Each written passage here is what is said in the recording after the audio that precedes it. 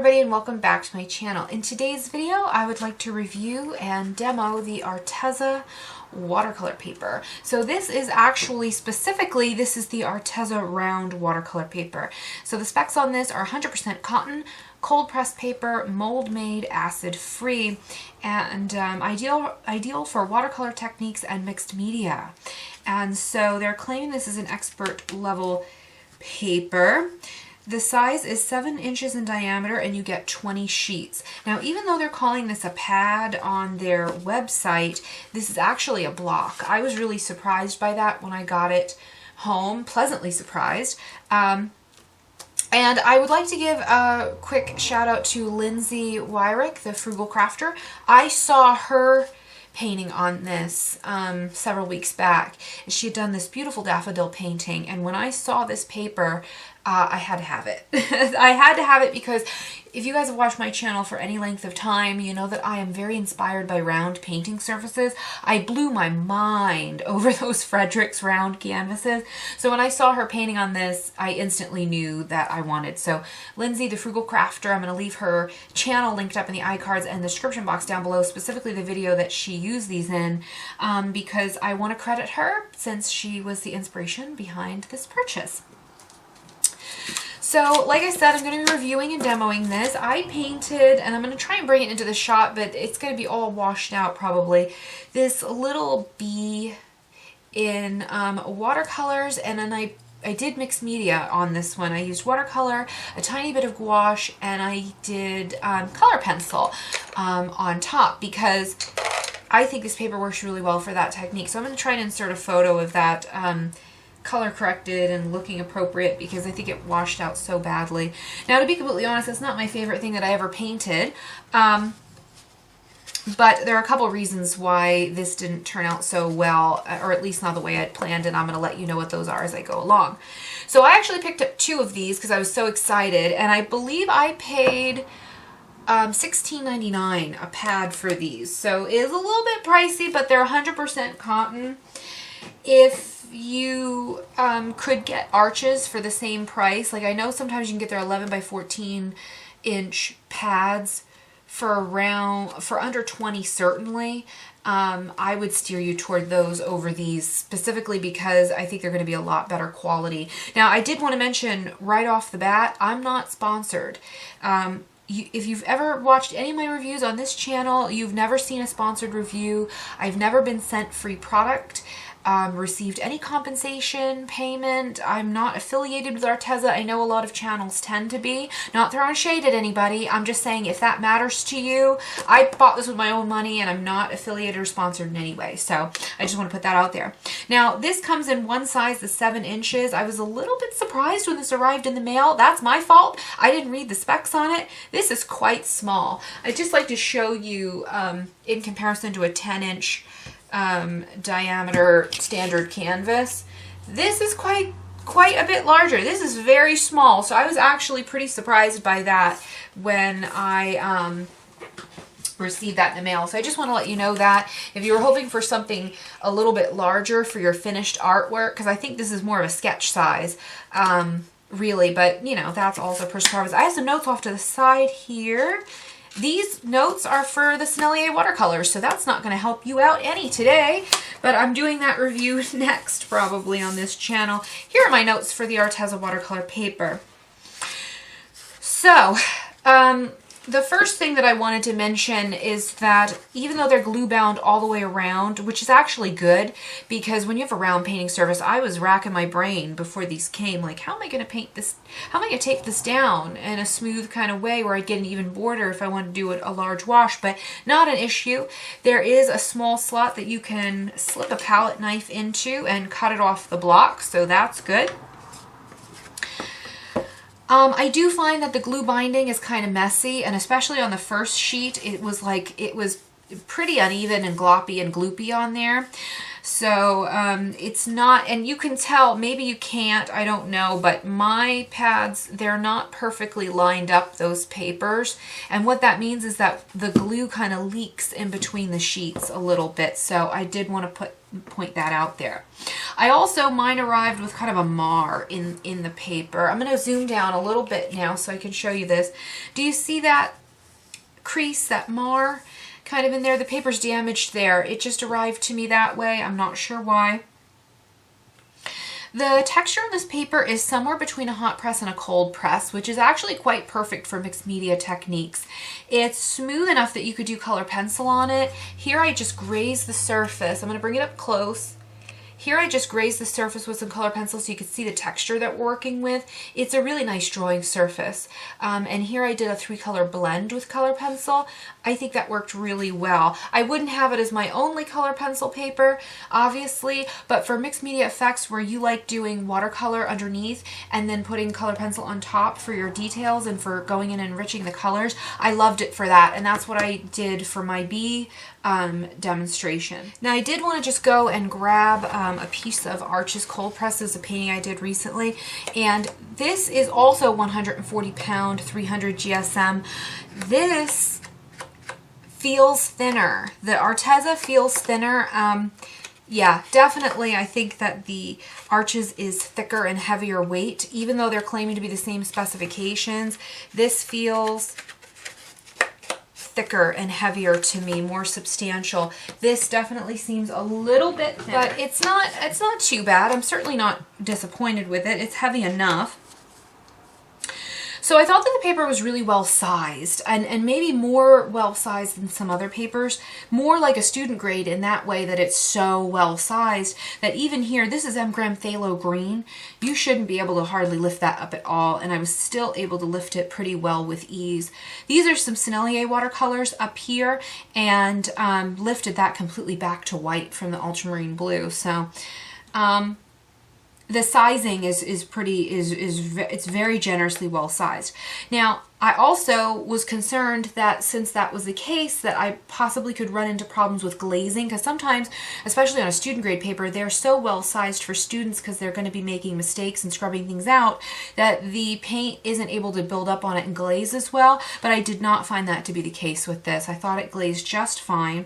These are some core watercolors here. These are some Sennelier. Down here I've got a little Winsor & Newton. I wanted to check the granulation to see how well paints would granulate on this surface, and I thought it granulated just fine. I did a little sphere here, which is not perfectly symmetrical or spherical, but oh well. The paints flowed really well on this paper. I think some of the paints that typically don't flow as well actually flowed better on this paper, so that was interesting. I wanted to see how soft of a shadow I can get, because sometimes on lesser quality papers like the Aqua Bee watercolor paper, which I don't know if they even make it anymore, but it's 100% cotton, but it's a budget-friendly cotton paper, I always got hard lines on that paper no matter what I did. And here you can see how soft that shadow was. This was with the Sennelier watercolors. Over here I attempted the same thing with the M-gram. There's a couple reasons this isn't as smooth.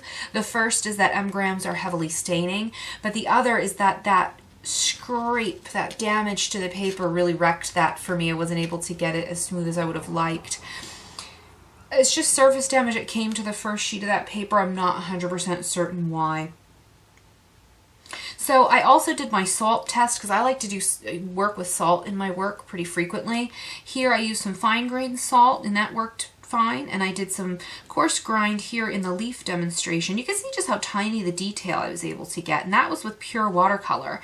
And that's just because that surface is pretty smooth. Compared to Arch's cold press, this is closer to a hot press almost. It reminds me of Strathmore's hot press watercolor paper, the 100% cotton ready cuts, which are really good also. But it's a nice kind of drawing surface, the texture of this. It's really nice. It's not too textured, but it's not too smooth. It's pretty good. I would consider it a nice mixed media kind of surface. Now, I did find also that it wasn't easy to get unintentional blooms on this paper, and that's something that I also like to look out for, because sometimes on cheaper, more budget-friendly papers I notice that they'll bloom a lot unintentionally, and that's just because the surface of that paper will be more uneven. The drying time will be uneven on some of those papers, but that was not the case here. I thought that the paint stayed wet pretty long on this paper actually, which allowed for ample time for blending, and I didn't get unintentional blooms, so that was great. I also didn't get hard lines around my washes, which is another thing that I look out for in a good quality paper. So the paper performed very, very well up until this point with all the techniques I mentioned. All right, you guys, so here is where things start to go wrong with this paper, and it might not matter so much to you. It depends on what techniques that you're using, but I did want to let you know that when using this paper for masking fluid, if that's a technique that you like to do, which is a pretty common practice traditional watercolor technique, this paper can't handle it. Just forget about it right now. Don't do it. Turn back now. You're going the wrong way, okay? This painting that I had done of the little bee, which, you know, it's not my favorite thing that I ever painted, but, you know, here it is. I had originally intended to keep this a traditional transparent watercolor, and it wasn't until about 3/4 of the way through that I went to remove the masking fluid, and that's when things went horribly wrong. First off, this paper really grips on, and I mean really seems to grip onto that masking fluid. It was difficult to remove. I had to really scrub at it, and that might be why also when I rubbed my rubber cement pickup across the surface of the paper to remove the masking fluid, it didn't just take the masking fluid, it seemed to leave me with a very washed out, almost distressed look to my painting, because it seemed to remove, this was more vibrant and vivid before I did that, it took some of the layer of paint off with it, so I was very disappointed with that, because it definitely ruined the painting. It also ripped. If I didn't mention that already, I'm going to stress it. It ripped. So one of the reasons we use masking fluid is not just to preserve the whites, but to get nice, clean, sharp edges. That went out the window because you know, when I went to get a nice, clean, sharp edge around that petal, for example, it just ripped so jaggedly and unevenly, and it ruined the paint. I'm not gonna lie, it ruined the painting, and for moments there I wasn't sure if I could even salvage it. What I did was I came in later on with some color pencil on top to kind of enrich in the colors, sharpen up those edges, and ultimately I still found that I wasn't completely happy with the piece. You know, it just didn't work out. I used a little gouache on that as well. So I wasn't able to keep it a traditional transparent watercolor at that point because my edges were so bad and the painting was so distressed. You know, it really washed out my color. So I'm just putting that out there as a cautionary tale. That was my experience with Winsor & Newton Art masking fluid on this paper. I have used and trusted that masking fluid for a long time. I can leave that masking fluid on arches for weeks and even months at a time and come back and remove it and nothing bad happens. But that's, you know, I only had it on there for maybe a day on the Arteza, and it ripped it so bad, you guys. I was horrified. I was genuinely very upset when that happened. Again, I came in with some color pencil on top, and you know, it turned out to be kind of a happy accident in that I learned that I really like this paper for mixed media techniques. I thought that because of the texture of the surface, it lent itself really well to that technique. I was able to come in and layer my color pencil on top without getting too much texture. So it just kind of meshed really well into the rest of the piece. And actually, when I blended out from these shadows with a little bit of color pencil, I just used a little Tortillon, and I could just blend and smooth that color. Now, I have not tried solvent blending on this paper, so I can't tell you how that would work. The reason I haven't done that is because I gave up solvent blending a long time ago. I prefer to use the brush and pencil, color pencil mediums and blenders. They're non-toxic. They keep the medium very dry, and that works for me. Or I'll do a mixed media technique like this, and in a lot of instances I was just, like I said, able to use a Tortillon to just sort of blend out from that little edge, so that worked well. I like how the little bee came out, but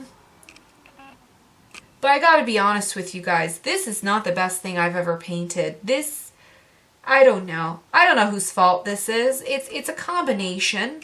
It might be because I got frustrated with the masking fluid. It's probably partially my fault and partially Arteza's here. So I don't know who was worse, to be completely honest. But I didn't love how my artwork came out in this particular instance. But bearing all that in mind, if you aren't going to be using masking fluid on this paper, I think that you will enjoy it.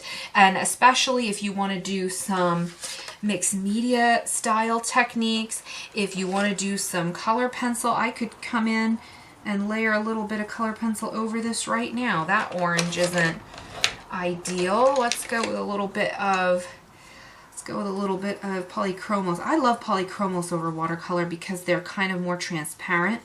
So I just find that they mesh in a little bit more naturally to the image, but that's probably personal preference. But there you go. Lightfast is good too by Derwent.